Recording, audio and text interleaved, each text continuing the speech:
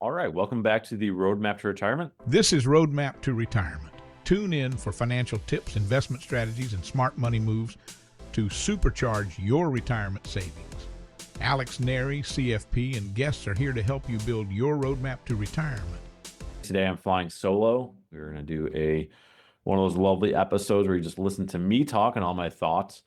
A couple different topics I wanted to cover today. I wanted to start with a conversation I was having. I ended up on LinkedIn. So if you follow me on LinkedIn, you know we try to stay active there. But a scenario that I laid out that I see a lot, it's around the fear of a bubble. So if you pay attention at all to the investment universe, you'll hear a lot of people suggesting that we might be in an AI bubble, similar in theory to how we had a housing bubble in 2008. And the fear is always that when the bubble bursts, the market's going to decline, we're going to have some kind of recession, and investors are going to lose money. So some people, out of fear of this bubble, are trying to run for the hills and they're trying to protect their money. They're going to cash, they're saying something very conservative, and they're effectively just leaving the investment world. So I wanted to lay out kind of how I think of that scenario with two investors. We have investor A and investor B, and we're going to use really small, easy numbers to illustrate a point. Obviously, there's more nuance to this than what I'm going to lay out here, but just to illustrate the concept. So investor A has $100. Investor A chooses to invest that $100. Doesn't really matter in what. Let's just assume it's in, we'll call it the S&P 500, similar index. So investor A, $100 fully invested. Investor B has the same $100, same starting point, and they believe that the market is a bubble. So they decide rather than invest their $100, they're going to sit in cash. They think the market's going to fall apart. They want nothing to do with that. So they sit in cash. Our scenario is going to play out over a number of years. So years go by, the market does what it does. It tends to trend up. We check back with our investors. Now we have investor A, who is fully invested. Their $100 has now grown to be $200. They feel very good about themselves. They're pumped. They're feeling good. Awesome. Investor B, who started with the same $100, has been sitting in cash all this time. Yeah, there's cash accounts to pay interest, but for simplicity, we're going to say sat in cash for a number of years. He still has the same $100. And he still kind of feels okay about himself because even though it hasn't grown, this investor is saying, just wait, there's a bubble that's going to burst. You're going to be sorry, blah, blah, blah. Okay, so now we'll say a couple more years go by and finally the bubble bursts. So investor B was in a sense, there was a bubble. The bubble bursts and investors lose, we'll call it 40% of their investment, of their portfolio. So that means that investor A, who is fully invested this entire time, saw that $200 they had, whatever, last year, earlier in the scenario, that $200 is down 40%. Easy math, they're down to $120. They've lost $80. Not feeling good, obviously nervous, nobody wants to lose 40% in air quotes overnight, hypothetically. Investor B still has their $100. They're invested in the bubble burst. They didn't lose any money. And they probably feel pretty good about this because they go, I knew it. I knew there's a bubble. You guys should have listened to me. Look, I didn't lose any money. Now, the obvious question is, which investor would you rather be? At the end of this, investor B feels very good, feels very happy. Investor A feels sad and emotional, whatever it is. But investor A is sitting here with $120. Investor B is sitting here with only $100. So investor A still has more money. And this to me is kind of the role that I play as a financial advisor, is trying to take the emotions out of investing. Now, all of this is a very hypothetical scenario. We don't have a crystal ball. We don't get to know what's going to happen. But that's the point, is if we know that we're invested for the long term, we should be okay taking that risk, even though we feel there might be a bubble or we might just feel the market's overpriced in general, because we're going to leave the money there for a long time. And if that results in us making an extra $20 in this scenario, that would be worth the emotional ride that you went on. That being said, I want to be very careful not to make this sound like anybody knows which direction the market's going to go. And I think that's a good reminder. If you're somebody who's reading financial journals, if you're watching whatever network or cable show that you think is the good one, nobody really knows. When the expert comes on and says there's a bubble, we know that this is going to happen, they don't know. Anybody that tells you that they know what's going to happen, I would run for the hills and stay away from that person. So lesson from this, stay invested. Yes, there could be a bubble, that could be right, but what are we going to do about it? What if the run up to the bubble is more beneficial than the bubble collapse is hurtful? So that's one scenario I wanted to play through. And we'll move on to another topic here in just a second. Let me collect my thoughts here.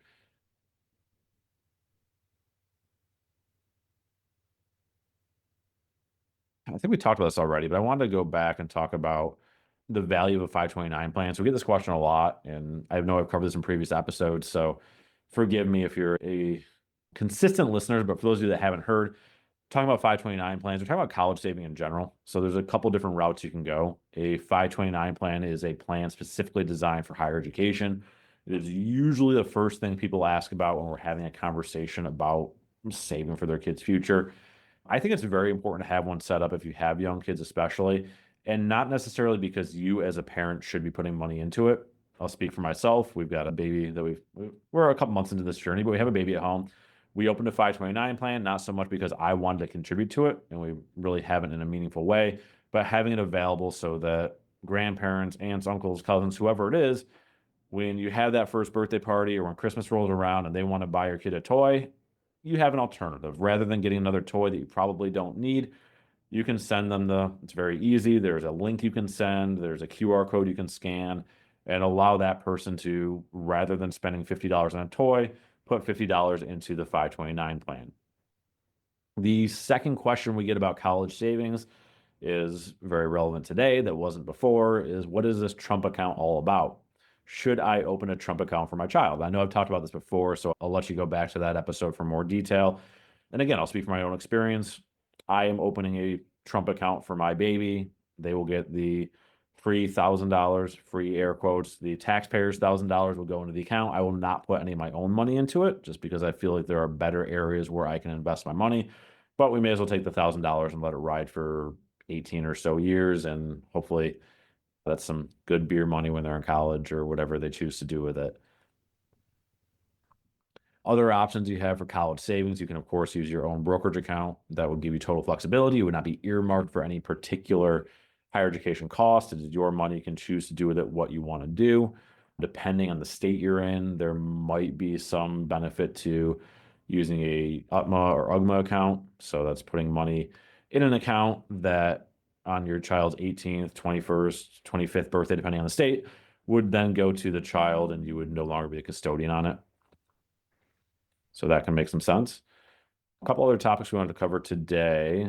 Scrolling through my notes here, so forgive me for not being as quick as possible.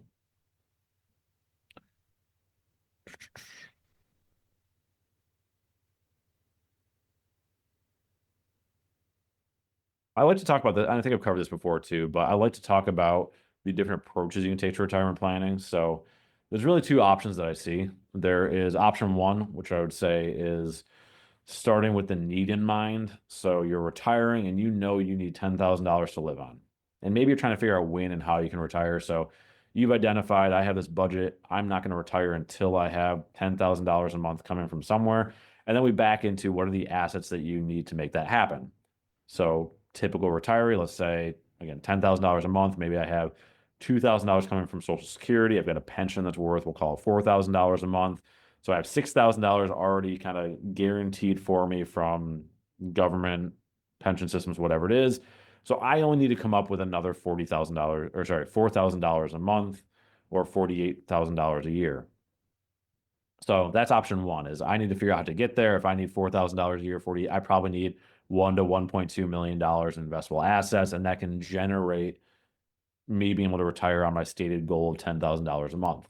So option one is backing into what do you need based on the needs. Option two is, I think, a better option. And if you've been a good saver and you've done a lot of the right things, you live within your means, for a lot of people, we see this as an option, but it's starting with the what do I have and then generating how much can I spend. So an easy example is I'm retired. I've got $2 million. I've got $2,500 a month from Social Security. I've got a small pension that generates $3,000 a month.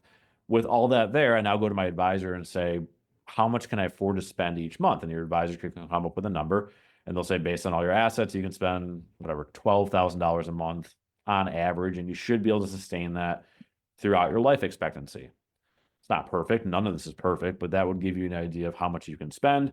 And I like this approach not only because it's nice to have that money, but it's nice because it frees you up as a retiree to spend money guilt-free, which I think is always what we want to do. And a lot of times when we go through this exercise, again, if they are somebody that was a good saver and they've made a lot of great financial choices in their life, they live within their means, you might take somebody that's working today and they're living on $8,000 a month, and then we get to have a conversation about how they could actually spend $12,000 a month if they wanted to, which is a fun challenge in retirement. Is okay, you're well within your means.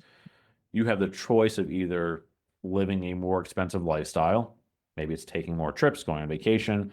Maybe it's when you decide to downsize, you have more budget for that new house. Maybe it's new hobbies, you want to golf more, whatever it is. So we have that avenue. Is a lot more exciting to do in retirement. And I will tell you that people that live on $8,000 a month rarely find a way to just spend another $4,000 a month for fun. So it might be that we're either making that decision to live differently or accepting that some of this money that we've saved is never going to be spent in our lifetime. And we can talk about the most efficient way to create a legacy from a tax planning standpoint, from an investment standpoint. If you can get to a point in retirement where you say, I've got $2 million, but I only need 1.5 of it, I've got this other $500,000 set aside, and I can either let that grow to be inherited someday. I can gift some of it while I'm alive, which I think is a great solution. We talk about this a lot with our clients. I'm only going to spend X amount of dollars. The reality is my son, daughter, niece, nephew, somebody is going to inherit this at some point. And rather than letting that money ride for 30 years, I die and then they spend it, I would rather see them spend it in my lifetime. Maybe it's experiences together, going on vacation, whatever it is. It could also just be if you're in your 60s right now and your child's in their 30s and maybe they've bought a house or doing renovations, maybe you're just gifting money to your adult children to do that house project and you get to see them enjoy. You can see your grandkids grow up in a nicer house, whatever the thing is. But I think it all starts with recognizing whether you're an option one planner or option two planner. And option two comes with a lot more leeway and kind of the luxury of it all. One more quick example, a story from a client conversation I want to plug in here is the value of bank CDs. We get a lot of people that they accumulate money in the bank and it's sitting there not getting interest. So the next thing you know, they're buying a 6-month CD, an 18-month CD, whatever it is, because they're getting a better rate of return on it. I tend to be, I don't want to say anti-CD, but I usually, if we can have a meaningful conversation about the goals of the money, we'll typically direct somebody in a different direction. That's not a bad sentence, than buying a CD. So the conversation I had with somebody recently was, hey, Alex, I've got some money in a CD. I said, that's great. What is it for? Why did you do that? And I said, well, it gets a good rate of return. Like, okay, that's fine. Better rate of return is good. But what is that money actually for? And they came back and they said, it's my emergency fund. If something happens, I'd like to know I have this money that's safe and conservative and it's there for me.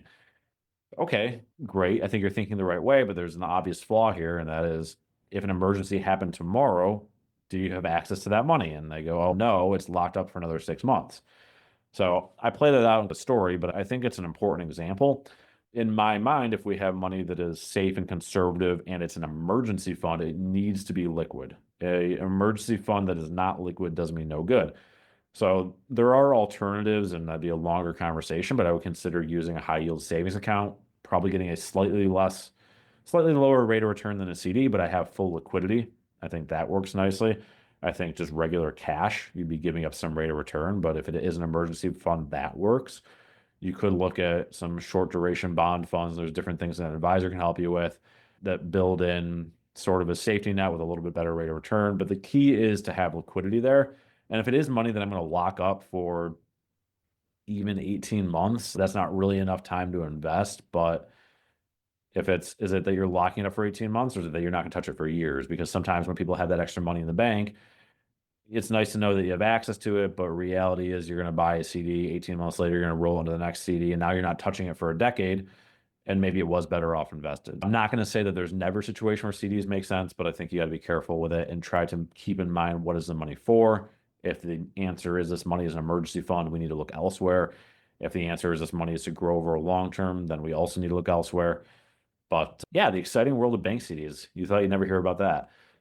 So we are going to cut it off there. I know we've got a couple episodes coming up that I'm very excited about. We do have a book coming out in a little while. So if you enjoy listening to me talk and you think you'd like to read my thoughts instead of hear my voice, That should be available in a couple months. So we're excited about that book release. We'll make a big deal of it. You'll hear about it again, but that is it for today. So thank you for listening. Securities and advisory services offered through LPL Financial, a registered investment advisor. Member FINRA and SIPC. The opinions voiced in this podcast are for general information only and are not intended to provide specific advice or recommendations for any individual. To determine which strategies or investments may be suitable for you, consult the appropriate qualified professional prior to making a decision. Individual tax or legal matters should be discussed with your tax or legal professional.